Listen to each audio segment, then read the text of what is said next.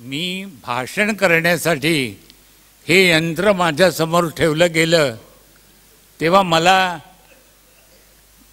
कुठेतरी गमतीने मी लिहिलेल्या 4 गोष्टी 2 कवितेच्या ओळी आठवल्या की प्रेम कधी कुणाचं तराजूत तोलू नये आणि 4 वक्ते बोलल्यानंतर 5व्याने बोलू नये.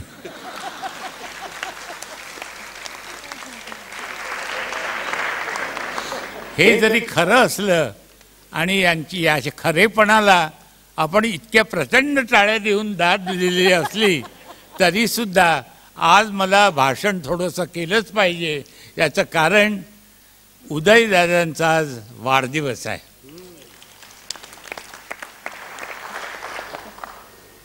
उदयदादा आज 69 संपवून त्यांनी 70व्या वर्षात पदार्पण केलेलं आहे.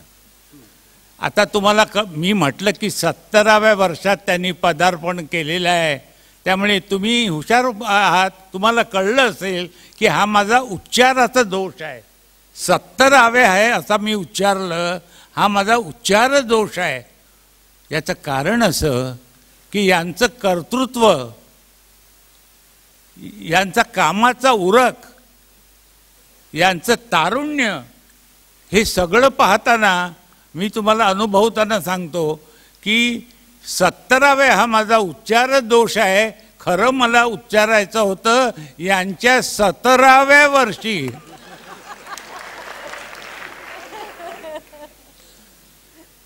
तेव्हा यांचं म्हणजे मुख्य म्हणजे यांच्या या 17व्या वर्षी मी त्यांचं मनपूर्वक अभिनंदन करतो.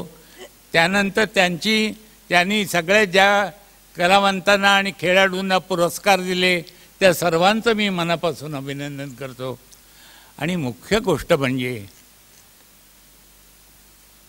की आज त्यांचा वाढदिवस आहे, तेव्हा मी असं ठरवलं आहे की भाषण करायचं नाही. म्हणजे आता एवढं बोललं तर पुरे झालं. आणि मी त्यांच्यावर लिहिलेली एक कविता वाचून दाखवणार.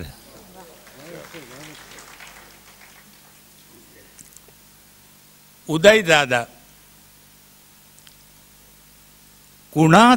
कुणाचेही दुःख कुठेही दिसता, कुणाचेही दुःख कुठेही दिसता, भिडे याच्या चित्ता आवेगाने, ममतेने धावे सहाय्य कराया, ममतेने धावे सहाय्य कराया, करुणा उदया उरी येते, अपघातातून दैवयोगे वाचे, अपघातातून दैवयोगे वाचे, मरणही नाचे आनंदाने, प्रत्यक्ष प्राक्तन देतसे प्रसाद, प्रत्यक्ष प्राक्तन देतसे प्रसाद, साधिते संवाद जगण्याशी, भिनली रक्तात क्रीडा आणि कला, भिनली रक्तात क्रीडा आणि कला, आनंद उराला भिडलेला, देई दान याचा उजवा हा हात, कळू नाही देत डाव्या हाता, माणसाचे हित, माणसाचे हित, जेथे जातो तेथे ओठी याच्या स्मित, माणसाचे हित ध्येय याचे, प्रसन्न हृदय कुणाचा न हेवा, प्रसन्न हृदय कुणाचा न हेवा, समाजाची सेवा ध्यास याचा, आणि शेवटी उदय विकास, उदय प्रकाश, उदय विकास, उदय प्रकाश, उदय आकाश आनंदाचे.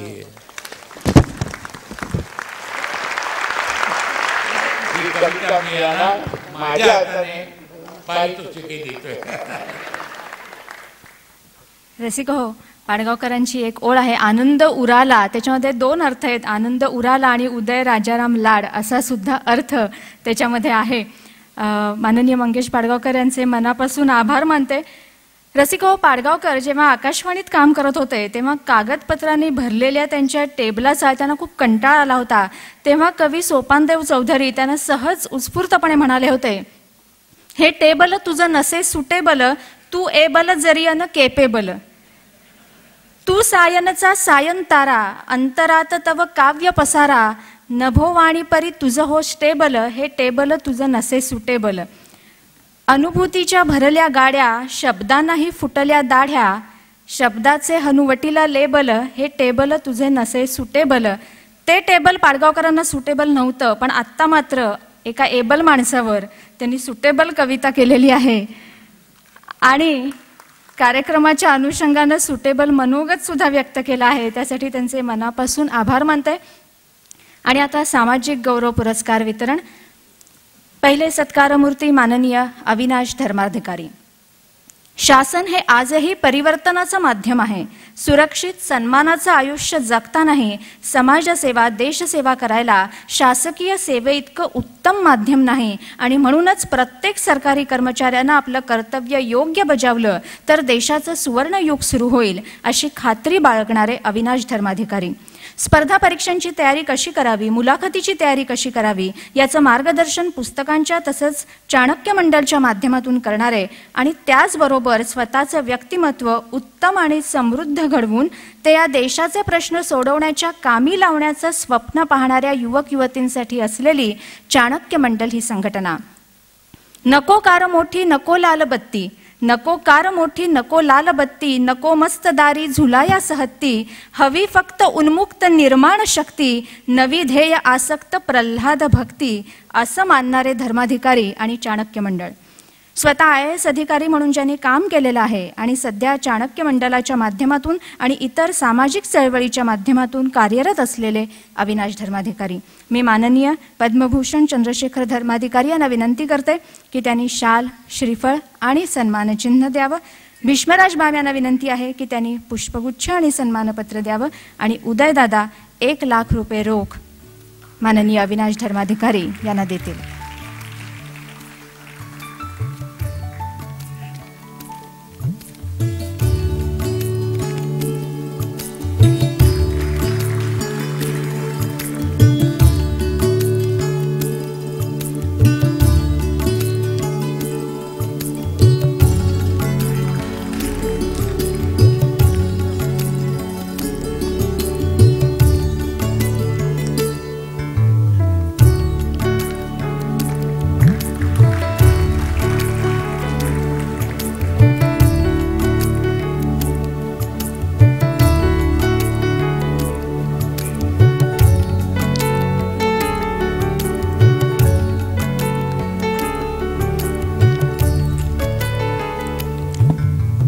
या नंतरचे सत्कारमूर्ती आहेत सुरेश खोपडे. आखून दिलेल्या चौकटीत काम करायचं ही सर्वसाधारणपणे आपली कार्यशैली, पण त्यालाही काही अपवाद असतातच. त्यापैकी एक सुरेश खोपडे. सरकारी नियमांच्या चिरेबंदी भिंतीत अचाट वाटतील असे प्रयोग यशस्वी करणारे खोपडे सर. त्यांची पहिली नेमणूक पनवेल इथं पोलीस उपअधीक्षक म्हणून झाली. त्यावेळी 22 वर्ष फरार असलेले 7 खून आणि दरोड्यांच्या केसमध्ये हवे असलेले दरोडेखोर राम आणि श्याम यांना आपल्या सहकाऱ्यांच्या सहाय्यानं खोपडे यांनी यमसदनी पाठवलं. या त्यांच्या शौर्याबद्दल राष्ट्रपतींचं शौर्य पदक त्यांना प्रदान करण्यात आलं. सुरेश खोपडे यांचं नाव खऱ्या अर्थानं चर्चेत आलं ते त्यांनी भिवंडीत राबवलेल्या अभिनव आणि पथदर्शक प्रयोगामुळे. एकेकाळी धार्मिक संघर्षासाठी आणि उग्र दंगलीसाठी कुप्रसिद्ध असलेलं गाव म्हणजे भिवंडी. 1984च्या भयानक दंगलीच्या पार्श्वभूमीवर सुरेश खोपडे 1988 ते 1992 या काळात भिवंडीत पोलीस उपायुक्त होते. त्यावेळी त्यांनी 1984चा दंगलीचा सखोल अभ्यास केला आणि दंगली होऊ नयेत यासाठी मोहल्ला कमिटीचा उपाय शोधून काढला आणि तो यशस्वीपणे राबवला सुद्धा. 1993च्या दंगलीत जेव्हा मुंबई पेटलेली होती तेव्हा मोहल्ला कमिटीमुळे भिवंडी मात्र शांत होती. भिवंडी प्रयोग, कम्युनिटी पोलिसिंग, खोपडे पॅटर्न या विषयावर बोलण्यासाठी केवळ भारतातूनच नव्हे तर नेपाळ, स्वित्झर्लंड, चीन, ऑस्ट्रेलिया या देशातून सुद्धा त्यांना निमंत्रित केलं गेलं. कोइंबतूर इथं भिवंडी प्रयोग जशाचा तसा राबवला गेला आणि तो यशस्वी सुद्धा झाला. पुणे जिल्ह्यातील डाकू ज्वालासिंगला शरणागती पत्करण्यास लावण्याची शक्कल असो किंवा किल्लारी इथं भूकंप झाल्यावर तिथं राबवलेलं मदतकार्य असो, खोपडे यांनी अनेक प्रयोग राबवले. राम श्याम शोध दरोडेखोरांचा, भिवंडी दंगल 1984, नाविन्यपूर्ण योजना, नवी दिशा अशा त्यांच्या पुस्तकातून त्यांच्या प्रयोगांची, उपक्रमांची सविस्तर माहिती आपल्याला वाचायला मिळते. अनेक पुरस्कारांनी सन्मानित झालेल्या धडाडीच्या प्रयोगशील अधिकाऱ्याशी गप्पा मारण्याचा अनुभव निराळाच असतो. तो अनुभव आपण घेणार आहोतच, पण तत्पूर्वी आपण त्यांना सामाजिक गौरव पुरस्कार देऊन सन्मानित करणार आहोत. पुन्हा एकदा चंद्रशेखर धर्माधिकारी, भीष्मराज बाम आणि उदयदादा यांना विनंती करते की त्यांनी हा पुरस्कार त्यांना प्रदान करावा. शाल, श्रीफळ आणि सन्मानचिन्ह चंद्रशेखर धर्माधिकारी यांच्या हस्ते, पुष्पगुच्छ आणि सन्मानपत्र माननीय भीष्मराज बाम यांच्या हस्ते आणि रोख रक्कम ₹1,00,000 उदयदादांच्या हस्ते.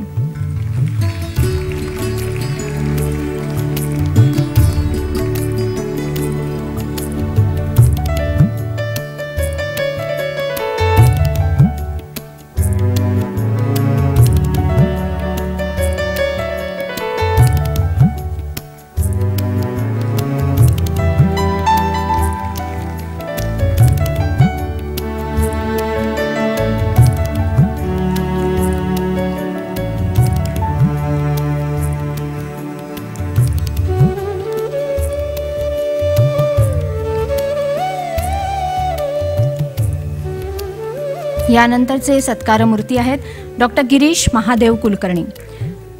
समाजशास्त्र या विषयात MA शिवाय राज्यशास्त्र या विषयात डॉक्टरेट मिळवलेले अहमदनगरचे डॉक्टर गिरीश कुलकर्णी. वरिष्ठ महाविद्यालयात व्याख्याता म्हणून कार्यरत असलेले, गेली 25 वर्ष महिला आणि बालविकास कार्यात काम करणारे, स्नेहालय, रावसाहेब पटवर्धन स्मारक समिती, गेरॉन वेलफेअर ट्रस्ट अशा संस्थांचे संस्थापक, महाराष्ट्राच्या सर्व बालकल्याण समिती सदस्यांच्या प्रशिक्षणात प्रशिक्षक म्हणून काम करणारे, तसंच राष्ट्रीय महिला आयोगाच्या अनेक तज्ज्ञ समित्यांवर सहभागी होणारे डॉक्टर गिरीश कुलकर्णी.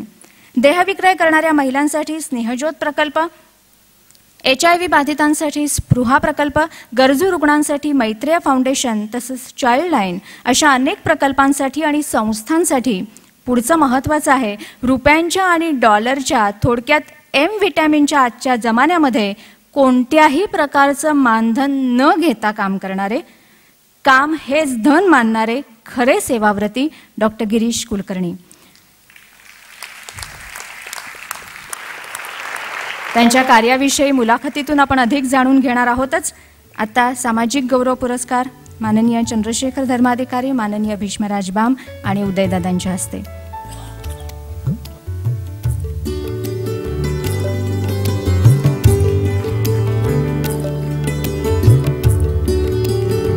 शाल, श्रीफळ, सन्मानचिन्ह, पुष्पगुच्छ, सन्मानपत्र आणि रोख ₹1,00,000 असे या पुरस्काराचं स्वरूप आहे.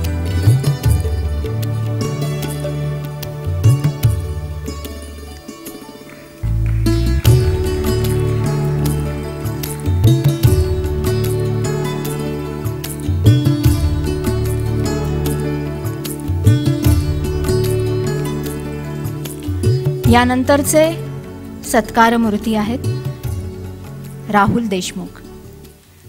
राहुल देशमुख एका शेतकऱ्याचा मुलगा, अलौकिक बुद्धिमत्ता लाभलेला, प्रयोगशील, आशावादी, दूरदृष्टी असलेला एक ध्येयवेडा अंध युवक. उच्च शिक्षणाचं ध्येय घेऊन राहुल जेव्हा पुण्यात आले तेव्हा त्यांना कुणाचाही आधार नव्हता. महाविद्यालयात तर प्रवेश मिळाला, परंतु अंधत्वामुळे कुठलंही वसतिगृह त्यांना प्रवेश द्यायला तयार नव्हतं. त्यामुळे सुरुवातीचे काही दिवस त्यांना प्लॅटफॉर्मवर राहावं लागलं, अनेक हालअपेष्टांना सामोरं जावं लागलं. त्यावेळी त्यांच्या लक्षात आलं की प्रत्येक अंध व्यक्तीसमोर असे अनेक प्रश्न आहेत आणि मग अशा प्रश्नांना वाचा फोडण्यासाठी त्यांनी स्थापना केली स्नेहांकित या आगळ्या वेगळ्या संस्थेची. नंतर संगणकाचं महत्त्व ओळखून अंधांसाठी विशेष संगणक प्रशिक्षण केंद्राची सुरुवात, जे केंद्र अंधांसाठीचं महाराष्ट्रातलं पहिलं संगणक प्रशिक्षण केंद्र होतं. मग सुरू झालं स्पेशलाइज्ड इंडोर आउटडोअर गेम्स नियुक्त रिक्रिएशन सेंटर. आर्थिक पाठबळाअभावी उच्च शिक्षणापासून कुणी वंचित राहू नये म्हणून सुरू झाली special scholarship distribution program for physically challenged. हे सर्व उपक्रम राबवत असतानाच 12वी परीक्षेत पुणे बोर्डात 13वा क्रमांक, BAला पुणे विद्यापीठात 4था क्रमांक, MA सायकॉलॉजी पुणे विद्यापीठात 1मा क्रमांक, MA पॉलिटिकल सायन्स विद्यापीठात 5वा क्रमांक आणि विशेष म्हणजे हे सर्व क्रमांक अंध अपंगांपुरते मर्यादित नव्हते तर खुल्या गटासाठीचे होते.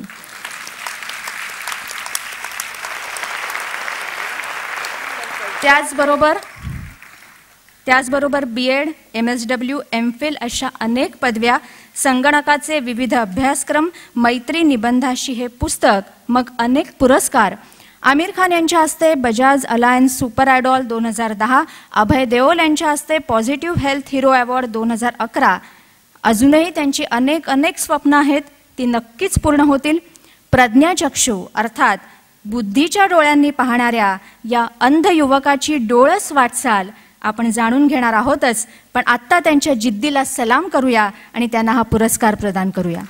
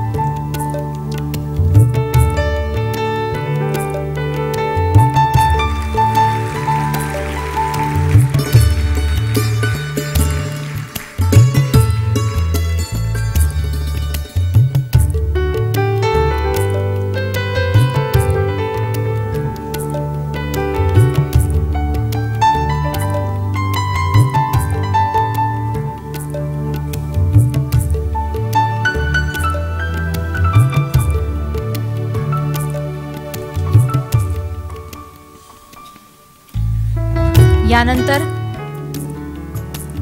गझल गौरव पुरस्काराचं वितरण होईल. गझल गौरव पुरस्काराच्या यावर्षीच्या मानकरी आहेत ललिता बांठिया. काव्ययात्री पुरस्कार पुणे, पनवेल भूषण पुरस्कार 2003, पनवेल गौरव पुरस्कार 2009, चतुरस्त्र चतुरा पुरस्कार 2004 अशा अनेक पुरस्कारांच्या मानकरी असलेल्या ललिताताई.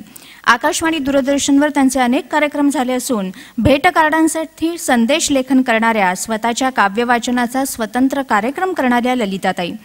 कॅन्सरसारख्या दुर्धर रोगातून त्या बाहेर पडल्या असून या रोगाला सामोरं जात असताना अनेक चांगल्या गझलांची निर्मिती त्यांच्याकडून झाली. वेदनेतून वेदाची निर्मिती होते त्याचप्रमाणे असं आपण म्हणू शकतो, जसं तापला कितीही सागर सावली न मिळते त्याला, आपुल्या उसळत्या दुःखा पाण्यात निवविती लाटा. अशी त्यांची सुंदर गझल आहे.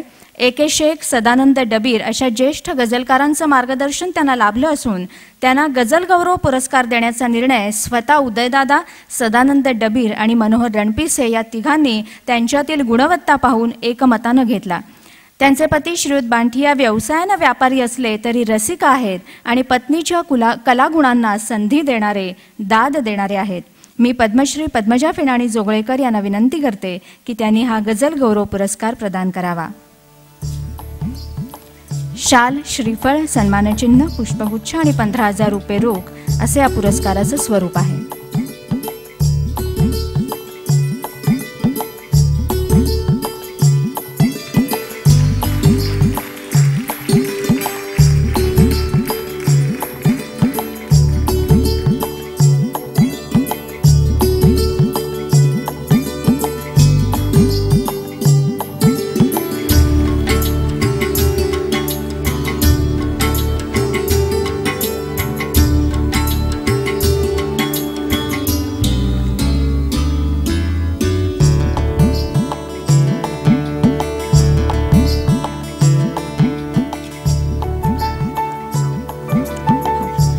यानंतर गझल उन्मेष पुरस्काराचे मानकरी आहेत doctor Dnyanesh Patil. BAMS DIHM असलेले जळगावचे डॉक्टर ज्ञानेश पाटील. जळगाव इथं खाजगी आस्थापनात गेली 4 वर्ष वैद्यकीय अधिकारी म्हणून कार्यरत असलेले डॉक्टर ज्ञानेश वैद्यकीय क्षेत्रात कार्यरत असले तरी लहानपणापासूनच काव्याची साहित्याची आवड असलेले डॉक्टर ज्ञानेश sureshbhat.in, myboli.com या संकेतस्थळांवर विपुल प्रमाणात त्यांच्या गझल प्रकाशित झाल्या असून वर्तमानपत्र मासिकांमधून सुद्धा त्यांच्या गझल प्रकाशित झाल्या आहेत. विविध मुशायरांमधून त्यांनी त्यांच्या गझल पेश केल्या आहेत. मात्र हे उदयदादांसाठी आहे. मात्र त्यांच्या गझलांचं पुस्तक अद्याप प्रकाशित झालेलं नाही असं त्यांनी त्यांच्या बायोडेटात लिहिलेलं आहे. तर पुढच्या वर्षी करूया ना, तर आपण त्यांना तसं सांगूया आणि त्यांना शुभेच्छा देऊया. मी त्यांना विनंती करते की त्यांनी पुढे यावं आणि माननीय पद्मश्री पद्मजा फेणाणी जोगळेकर यांना विनंती करते की त्यांनी हा गझल उन्मेष पुरस्कार त्यांना द्यावा.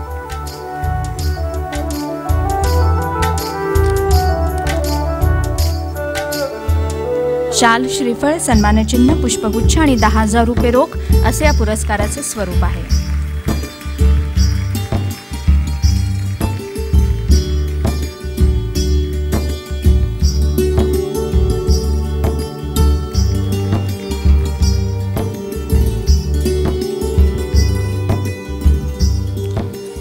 यानंतर अविनाश धर्माधिकारी, सुरेश खोपडे, गिरीश कुलकर्णी आणि राहुल देशमुख यांच्याशी संवाद आपण साधणार आहोत. पण तत्पूर्वी आपले जे सगळे सत्कार मूर्ती आहेत त्यांना मी मंचावर येण्याची विनंती करते, कारण एक मान्यवर आणि सत्कार मूर्तींचा एकत्रित फोटो काढायचा आहे आणि त्यानंतर या चौघांशी संवाद साधतील. खरं तर स्मिता गवाणकर असं त्यांचं नाव आहे, मला मधुरा गवाणकर असं म्हणावंसं वाटतं. इतक्या मधुरामुळे त्या घराघरात आणि मनामनात पोहोचलेले आहेत. तर स्मिता गवाणकर त्यांच्याशी संवाद साधणार आहेत. पण तत्पूर्वी सगळ्या सत्कार मूर्तींनी कृपया मंचावर यायचं आहे. त्यामुळे एकत्रित फोटो मान्यवर आणि सत्कार मूर्ती यांचा एकत्रित फोटो काढता येईल.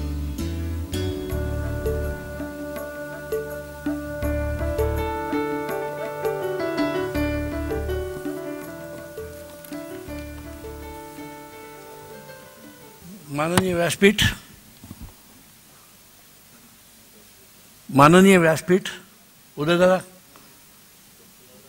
एक मिनिट. माननीय व्यासपीठ आणि आपली सर्वांची परवानगी घेऊन 1-2 शब्द बोलतो फक्त, कारण इतके मोठे मोठे लोक स्टेजवर असताना मला बोलायला मिळेल की नाही याच्या पुढे याचा काही हे नसल्यामुळे माझे मित्र उदय लाड यांचा आज वाढदिवस आहे, तर त्यांचं अभिष्ट चिंतन करतो. एका शेरनी करतो ते कि आप सलामत रहो क़यामत तक, आप सलामत रहो क़यामत तक और खुदा करे क़यामत ना हो. आणि एक सांगायचं म्हणजे उदयदादांच्या बाबतीत थोडंसं बोलावंसं वाटतं मला. तो चान्स मीच मिळवून घेतला आहे स्वतः, की काही जे चांगलं आहे, जे मंगल आहे, त्या सगळ्यांवर प्रेम करणारा माझा मित्र, त्याच्यावर एक लाजवाब शेर मला आठवला म्हणून मी तो सांगतो. कारण 4 शेरांमध्ये आपलं 10 ओळीचं भाषणसुद्धा सांगता येतं असं माझं ठाम मत आहे. तो शेर असा आहे की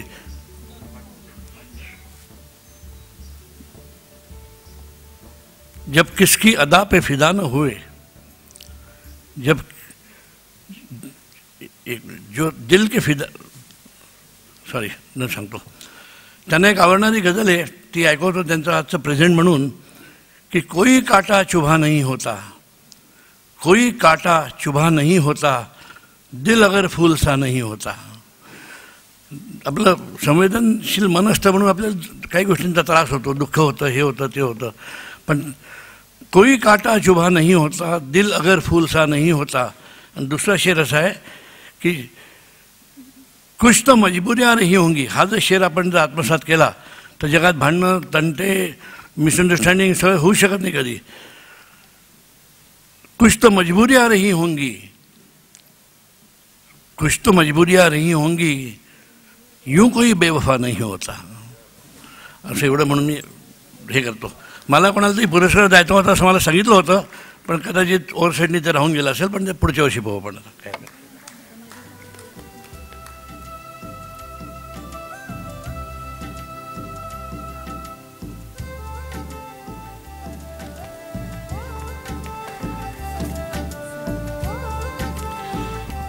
संवाद आपण सगळ्या सामाजिक पुरस्कार विजेते जे आहेत त्यांच्याशी संवाद आपण साधणार आहोतच. पण आजच्या कार्यक्रमाचे जे अध्यक्ष आहेत पद्मभूषण माननीय निवृत्त न्यायमूर्ती चंद्रशेखर धर्माधिकारी हे आधी अध्यक्षीय मनोगत भाषण करतील आणि त्यानंतर आपल्या पुरस्कारार्थींशी आपण संवाद साधू.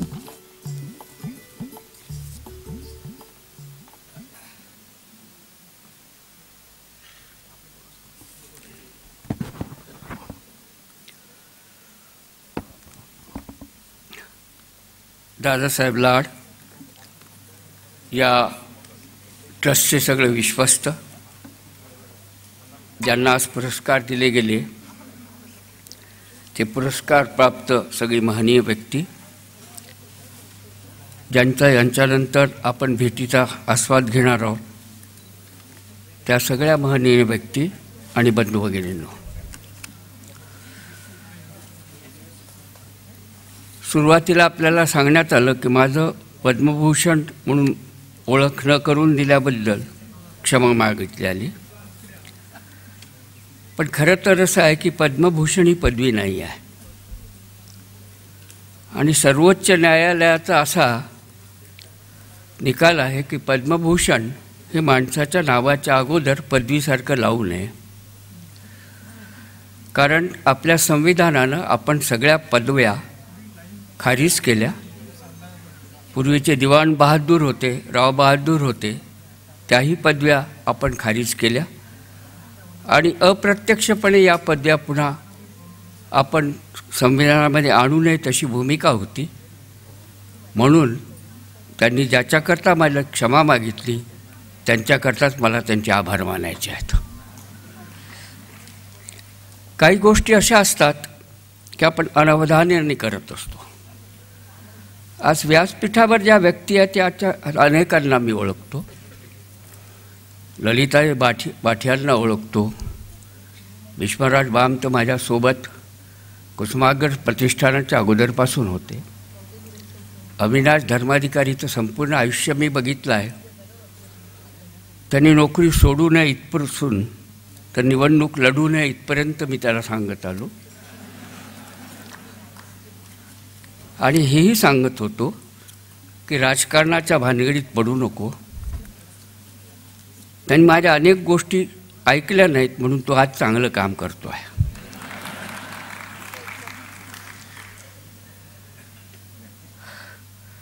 दातांच्याबद्दल बोलण्याची गरज नाही. इंदोरशी मला फार जवळचा संबंध आहे. रामू भैयांपासून तर गंधर्वांपर्यंत त्या शहराबद्दल माझ्या मनात एक आदराची भावना आहे. कारण ज्या मध्य प्रदेशात आम्ही पूर्वी होतो त्या मध्य प्रदेशात कॉलेज जेव्हा नव्हतं, प्रत्येक माझ्या वडिलांपासून प्रत्येक विद्यार्थी हा इंदोरच्या ख्रिश्चन कॉलेजमध्ये शिकायला गेला. या सगळ्या व्यक्तींना मी ओळखतो.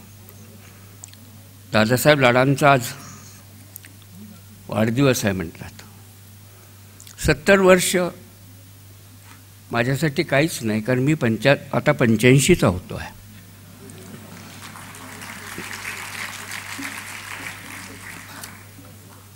फार सुरेख गाजल शेर आहे आपल्या गालिबचा. 70 साल जवानी का बुढ़ापा है लेकिन बुढ़ापे की जवानी. 100 वर्ष तुम्ही जगावं हे म्हणायला लागलो तर गांधींची आठवण येते. त्यांना जेव्हा म्हटलं तुम्ही 100 वर्ष जगावं तेव्हा ते म्हणाले माझ्या आयुष्यातली 25 वर्ष का कमी करता. म्हटलं हे कुठून आलं गणित 125 वर्ष. त्यांनीच उत्तर दिलं की आमच्या लहानपणी जेव्हा आम्ही आंबे विकत घेत होतो तेव्हा 100 आंबे घेतले की 6 घडीच्या हिशेबाने 125 मिळत होते. म्हणून शतायुषी म्हणण्याचा अर्थ 125 वर्ष जगावं असा होतो. पण तुम्हाला 125 वर्ष जगण्याची इच्छा राहावी असा समाज आम्ही निर्माण करू शकू, एवढी आम्ही जर तुम्हाला गॅरंटी देऊ शकलो तर तेवढं आयुष्य तुम्हाला भगवंतांनी द्यावं अशी तुम्हाला प्रार्थना करतो. विवेकानंद हॉटेलचं नाव ऐकलं, सहज आठवलं. विवेकानंद शिकोगाला गेलो होते. एकदा सकाळी सहज फिरायला निघाले. तोच पोशाख होता. या पोशाखाला शिंप्याचा कमीत कमी हात लागलेला होता. एक रविवारचा दिवस होता. चर्चमध्ये एक कपल जात होतं अमेरिकन. त्यातल्या मॅडमने आपल्या नवऱ्याला सांगितलं की does not look like A gentleman. हा काही सभ्य माणूस वाटत नाही. ते विवेकानंदांनी वाक्य ऐकलं, 4 पावलं मागे आले आणि त्या मॅडमजवळ आल्यावर म्हटलं की मॅडम, तुमच्या देशात आणि माझ्या देशात एवढाच फरक आहे. In your country tailor makes the gentleman, in my country character makes the gentleman. एवढाच फरक आहे. चरित्र सगळ्यांना असतं, चारित्र्य सगळ्यांनाच असतं असं नाही. म्हणून ज्या माणसांनी आपापल्या क्षेत्रात कामं केली,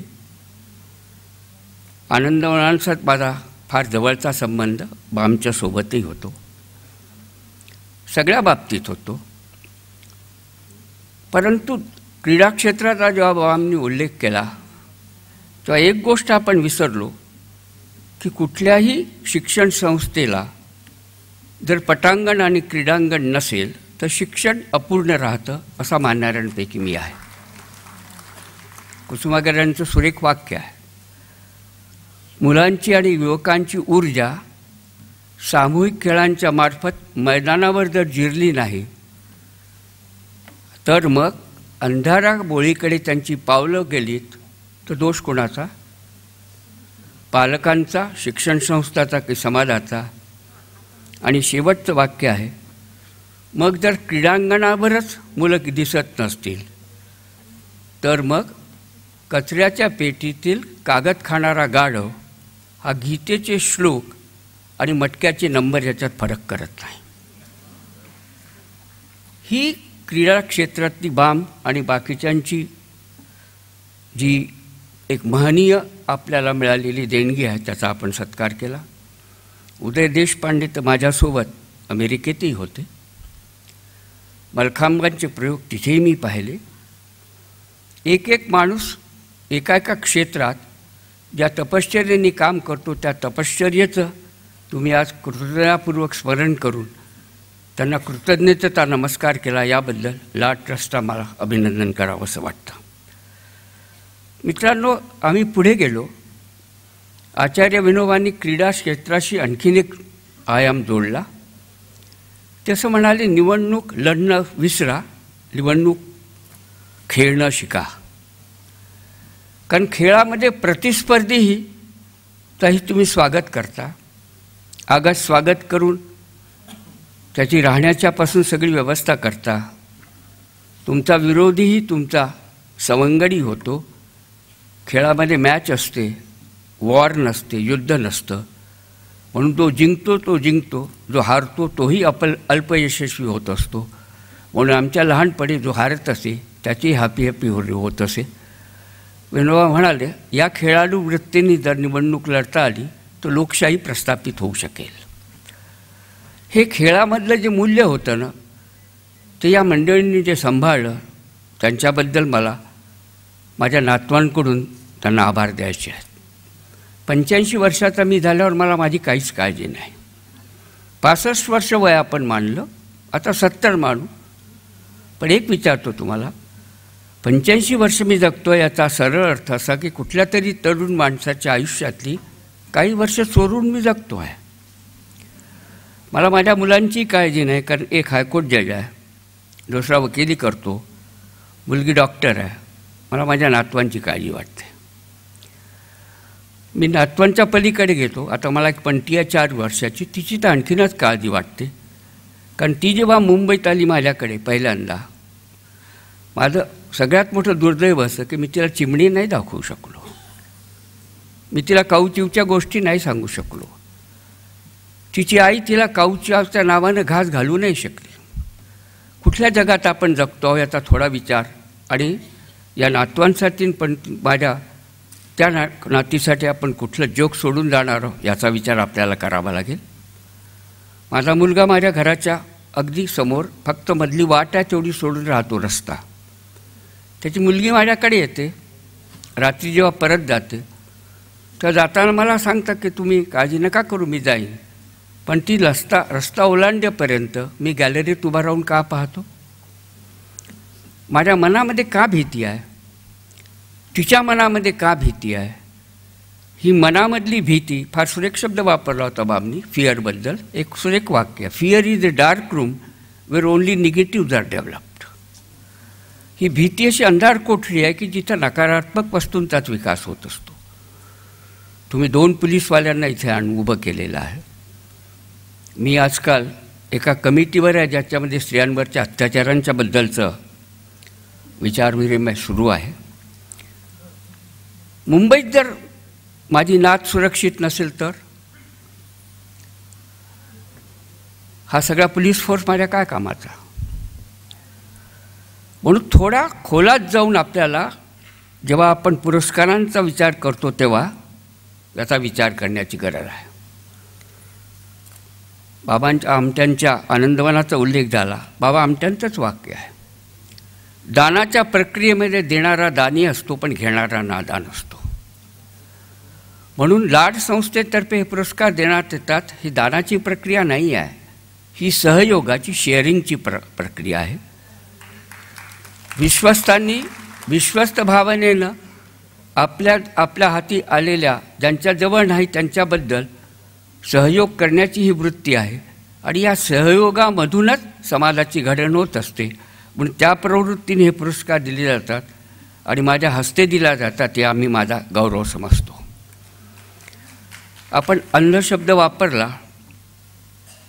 नागपूरच्या अंध विद्यालयापासून माझ्या सार्वजनिक जीवनाची सुरुवात झाली. आम्ही हिंदी भाषिक लोक कोणाच्याही व्यंग्याबद्दल असलेला शब्द वापरत नाही. आम्ही आंधळा शब्द वापरत नाही, अंध शब्द वापरत नाही, प्रज्ञाशक्ती वापरतो, नाही जमला तर सूरदास वापरतो.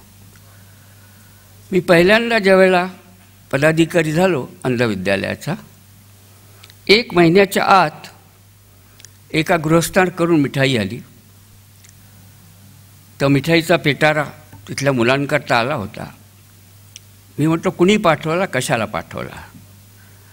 मला उत्तर मिळालं, नागपुरातले एक व्यापारी आहेत श्रीमंत, त्यांच्या आई वारल्या, आज तेरवी आहे, म्हणून त्यांनी हा पेटारा इथल्या अंध विद्यालयातील मुलांसाठी पाठवला.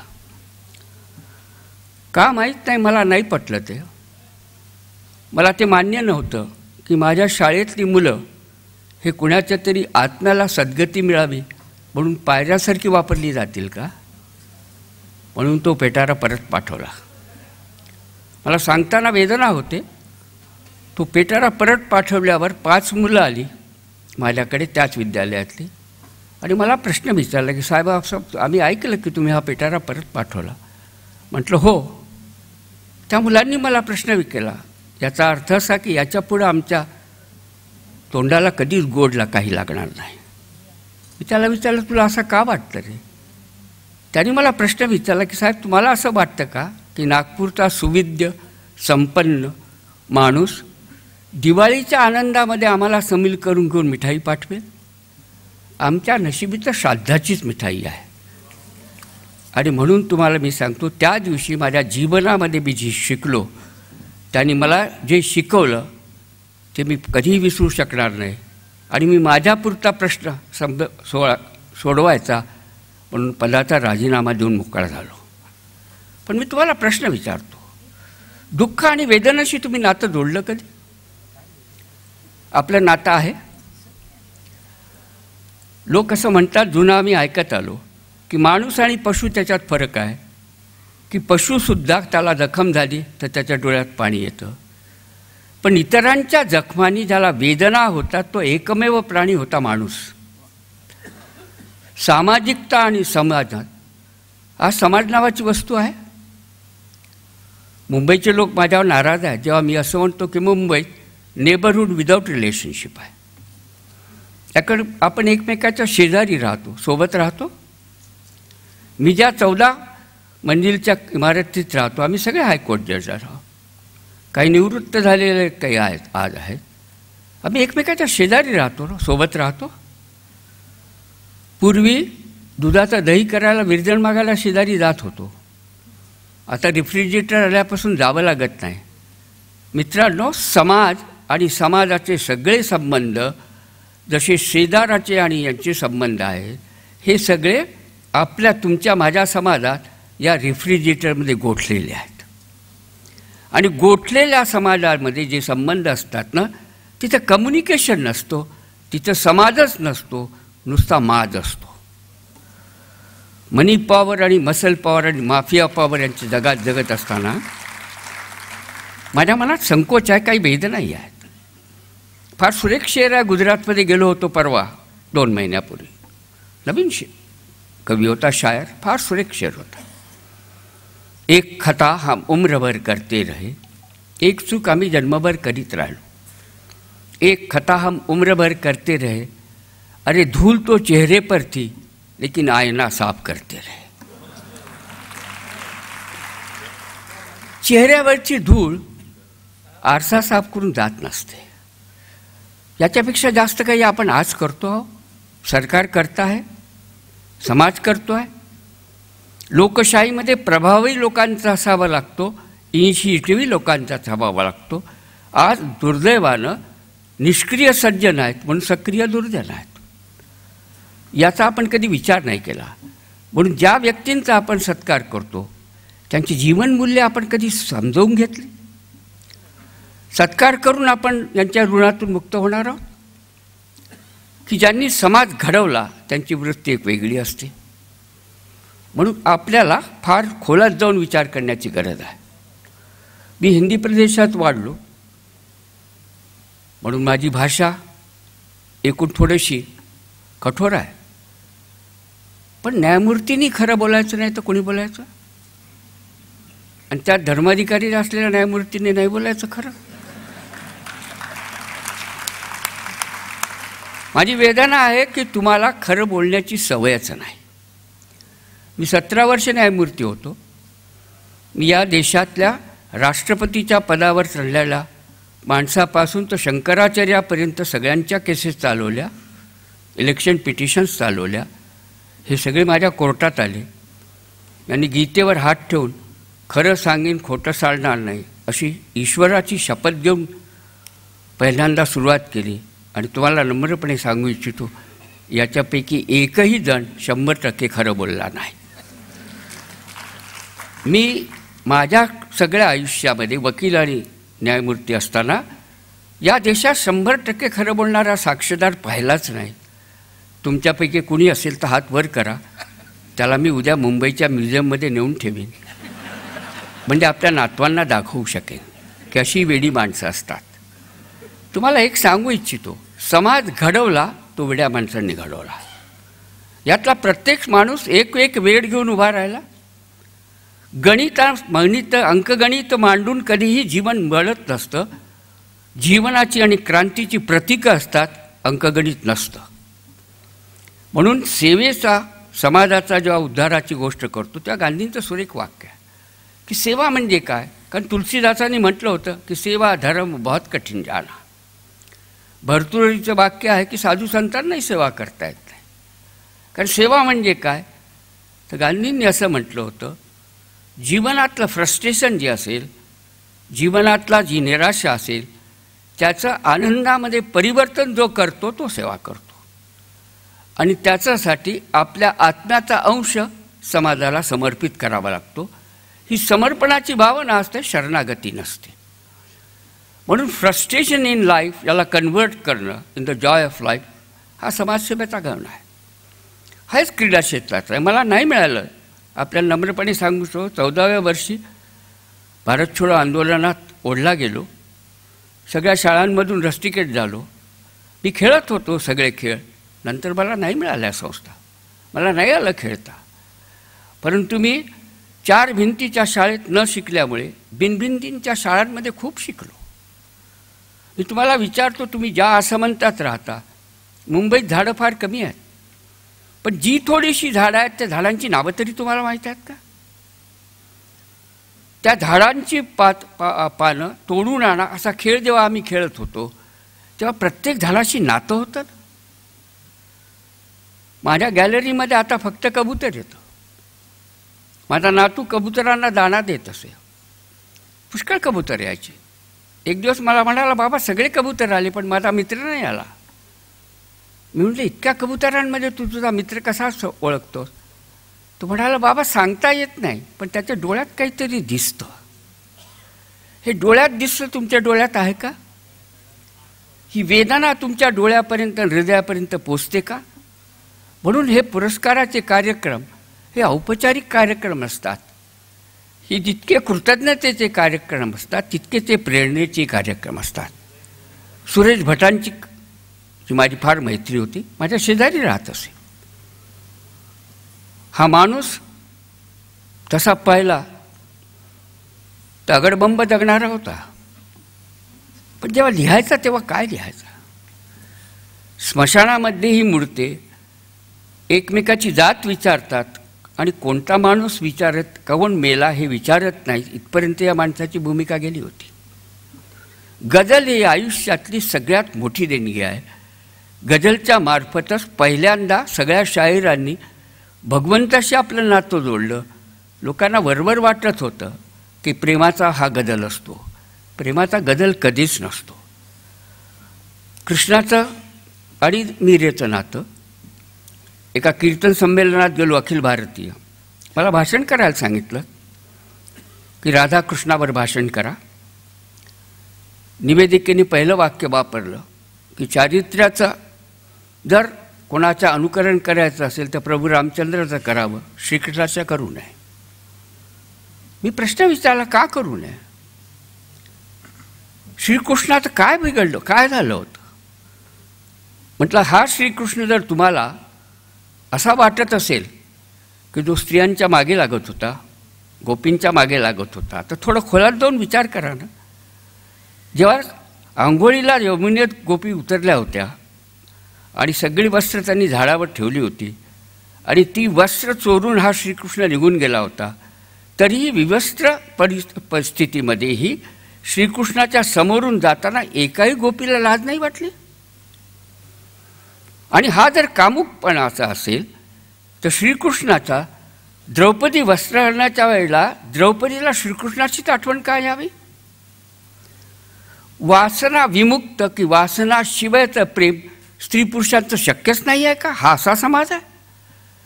माझ्या नातवांपासून शिका, तुमच्या नातींपासून शिका. एकमेकींना जेव्हा हाक मारतात तेव्हा पहिलंच नाव घेतात ना. आमच्या वेळेला आम्ही कॉलेजमध्ये धर्माधिकारी म्हणून ओळखले जातो. माझा मुलगा नाही, माझा मुलगा आपल्या मित्राला घेऊन घरी आल्यावर ओळख करून दिली, पहिलं नाव सांगितलं. त्याच्या आईने नेहमीप्रमाणे विचारलं, याच्या वडिलांचं नाव काय आहे, याचं आडनाव काय आहे? तो म्हणाला, मी नाही सांगणार. मी बाजूला बसलो होतो. म्हटलं, का नाही सांगणार? तो म्हणाला, बाबा आईच्या मनामध्ये खोट आहे. म्हटलं, काय खोट आहे रे? याच्या वडिलांचं नाव याचं आडनाव ऐकून मी कुठल्या जातीच्या आणि धर्माच्या माणसाची दोस्ती करतो ती जाणून घेऊ इच्छितं, आणि मैत्रीमध्ये मला ही जात आणि धर्म आवडत नाही, पोसत नाही, म्हणून नाव सांगणार. तुमचे सगळ्यांच्या नाती आणि नात एकमेकाच्या सोबत पाठीवर हात मारतात, शेकहँड करतात. त्यांच्या मनात तर वासना नसते, पण तुमच्या मनात आहे ना, ती का त्यांच्याबरोबर पोचवता? पुढच्या पिढीच्या दृष्टीने विचार करायचा आहे ना. लाड म्हणाले की पुढच्या पिढीपर्यंत हे जाईल की नाही, पुढच्या पिढीच्या दृष्टीने विचार करावा लागतो. मी सांगतो ना, माझ्या जीवनातला अनुभव सांगतो. माझ्या वडिलांना कोणीतरी म्हणालं की दादा तुमचा मुलगा तुमच्यासारखा दिसायला लागला. तेव्हा पहिलं म्हणाले, इतका कुरूप आहे का? नंतर म्हणाले, तुमच्यासारखा बोलायला लागला. ते म्हणाले, ज्या मुलाला असं बापाला असं वाटत असेल की त्यांचा मुलगा त्यांची कार्बन कॉपी व्हावा किंवा पॉकेट एडिशन व्हावा, त्याच्या इतका दुष्ट आईबाप नाहीत. मी त्यांना विचार, दादा असं का म्हणता? ते म्हणाले, देवाला मान्य नाही रे. तू माझा मुलगा जर माझ्यासारखाच व्हावा हे देवाला वाटलं असतं तर देवानेच माझं आयुष्य 100 वर्षांना वाढवून टाकलं असतं ना. तुला जन्म देऊन लोकसंख्येचा प्रश्न कशाला निर्माण केला असता? मागची पिढी जिथं थांबते तिथून पुढच्या पिढीच्या धावण्याची सुरुवात होते. याला तुम्ही रिले रेस म्हणता, याला वेदामध्ये इंद्रसर्ग म्हणतात. पुढच्या पिढीसाठी जगण्याची तुम्हाला मला सवय लागली. एक पंजोबा म्हणून मी तुम्हाला प्रश्न विचारतो आज, आपण जगू इच्छितो त्यांच्याशी? आपल्या ह्याच्यात एक अलंकार आहे, मला वडिलांनी पहिल्यांदा समजावून सांगितला, मध्यम पदलोपी अलंकार. हे मधलं पद लुप्त होतं आणि नंतर देतो होतो मध्यम पद. त्यांनी मला सांगितलं की आजकाल आईवडिलांचं पद जे आहे ना ते मध्यम पद ते लुप्त झालं आहे. आता आजी आजोबा आणि नातू यांचे संबंध राहिले आहेत. या संबंधांशी याच्यातून आपण घराचं घर पण संपवून बसलो ना. आहे का घर पण? मी जेव्हा घर बांधायला घेतलं नागपूरला तेव्हा एक माझ्या वडिलांचे मित्र होते ओव्हरसिअर, त्यांनी मला विचारलं, म्हटलं नकाशा तयार करून देता का? ते म्हणाले बंगला पाहिजे की घर पाहिजे? म्हटलं दोघात काय फरक आहे? ते म्हणाले जमीन आसमानचा फरक आहे. म्हटलं काय फरक आहे?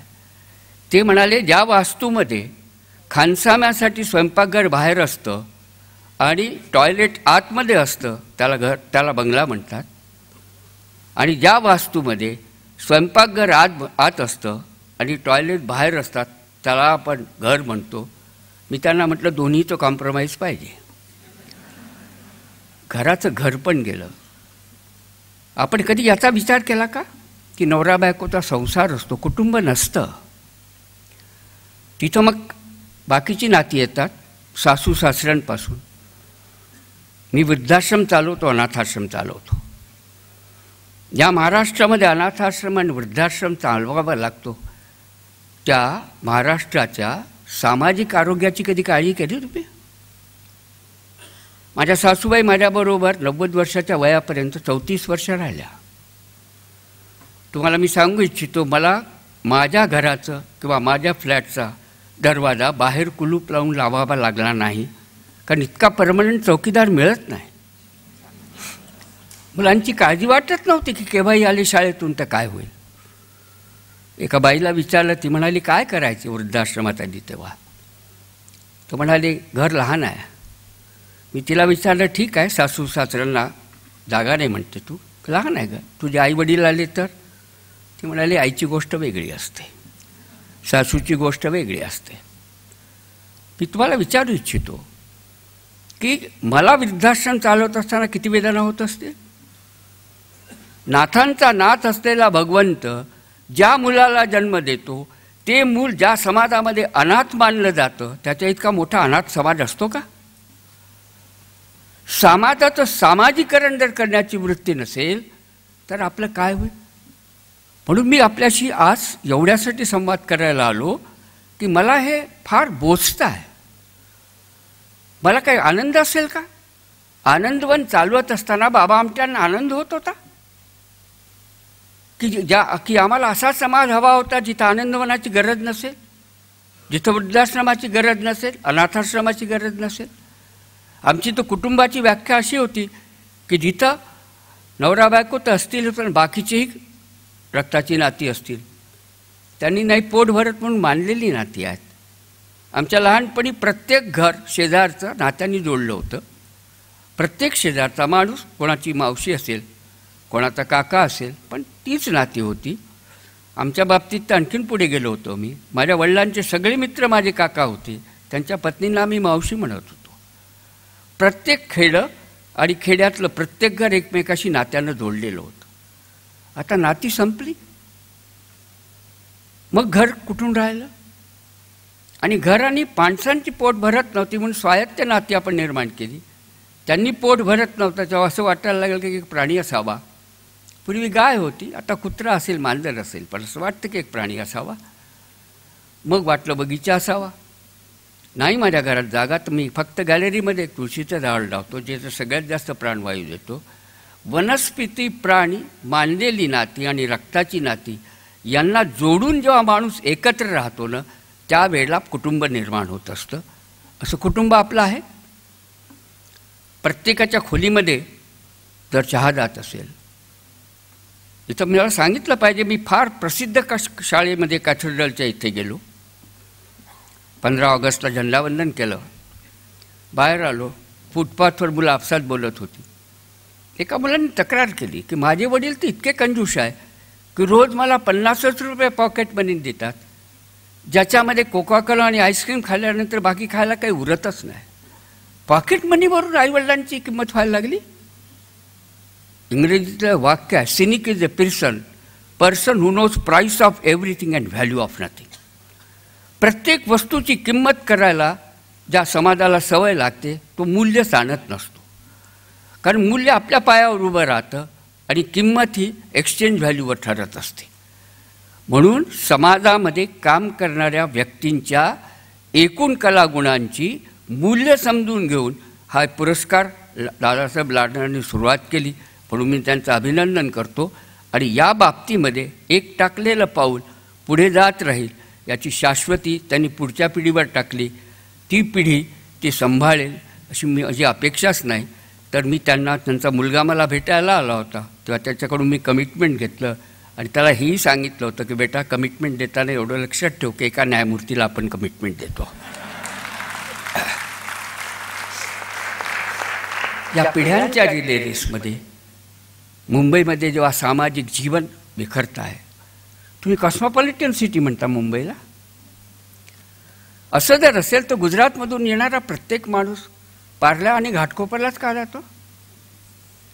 महाराष्ट्रातून येणारा प्रत्येक माणूस दक्षिणेकडून जो येतो तो माटुंगा आणि चेंबूरलाच का जातो? दक्षिण भारतातला. महाराष्ट्रातून येणारा फक्त गिरगाव आणि दादरलाच का जातो? आणि उत्तर प्रदेशातला येणारा माणूस जोगेश्वरीलाच का जातो? हे पॉकेट्स आहेत, हे सहजीवन नाही आहे.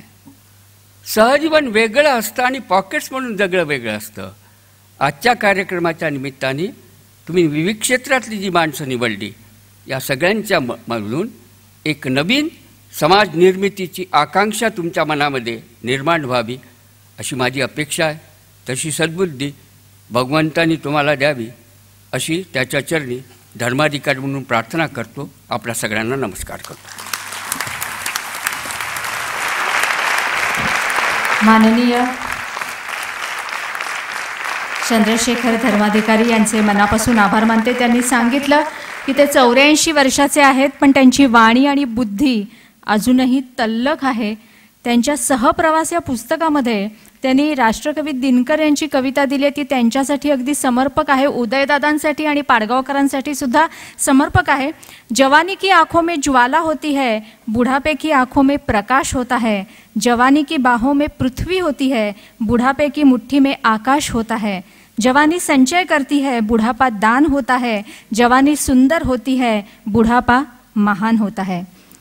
तर मनाने तरुण असलेले आणि कामाने महान असलेले असे चंद्रशेखर धर्माधिकारी, त्यांचे मनापासून आभार मानते. आणि स्मिता गवाणकर या संवाद साधतील, पण तत्पूर्वी महत्त्वाचा कार्यक्रम फोटो सेशन तो इथे होईल. आणि त्यानंतर आपल्या सत्कारमूर्ती जे आहेत सामाजिक गौरव पुरस्काराचे, त्यांच्याशी आपण संवाद साधणार आहोत.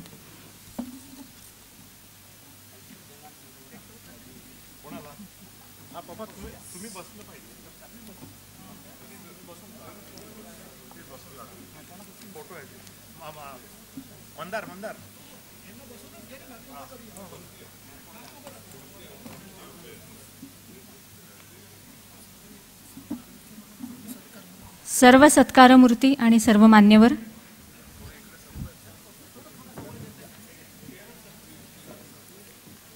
यांचा एकत्रित फोटो इथे काढला जाणार आहे. रसिको, आजच्या कार्यक्रमाला डॉक्टर श्रीखंडे,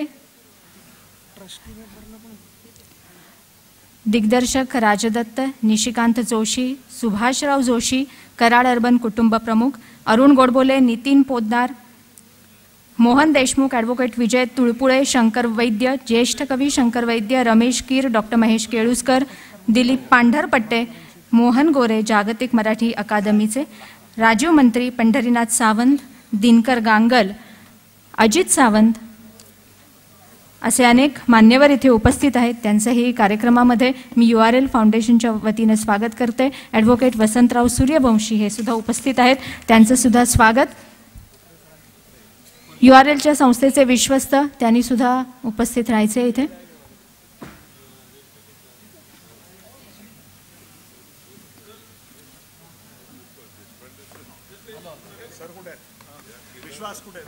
सर्व मान्यवर, संस्थेचे विश्वस्त आणि सर्व सत्कारमूर्ती यांचा एकत्रित फोटो. सुधारिकाताई,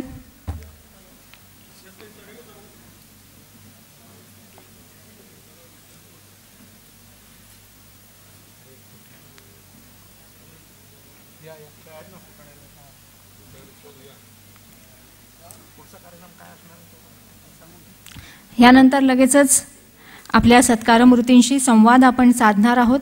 त्याच्यानंतर मध्यंतर होईल. मध्यंतरात अल्पोपहाराची सोय आहे आणि त्यानंतर मनोरंजनाचा कार्यक्रम होणार आहे आणि नंतर आपल्या कार्यक्रमाचा समारोप होईल.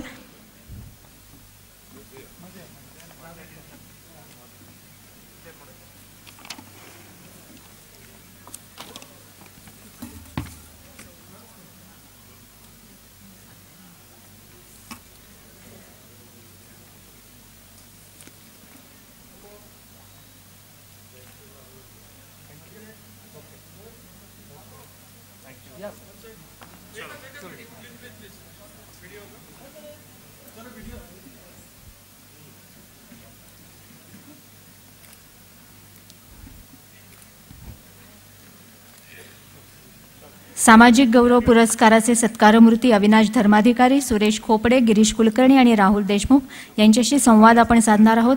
संवाद साधणार आहेत स्मिता गवाणकर, ज्यांनी मधुराच्या माध्यमातून 1000च्या वर 1070 मुलाखती घेतलेल्या आहेत. त्या आज इथे संवाद साधणार आहेत. बाकीच्या सर्व मान्यवरांना मी विनंती करते की त्यांनी स्थानापन्न व्हावं आणि मुलाखतीचा आस्वाद घ्यावा.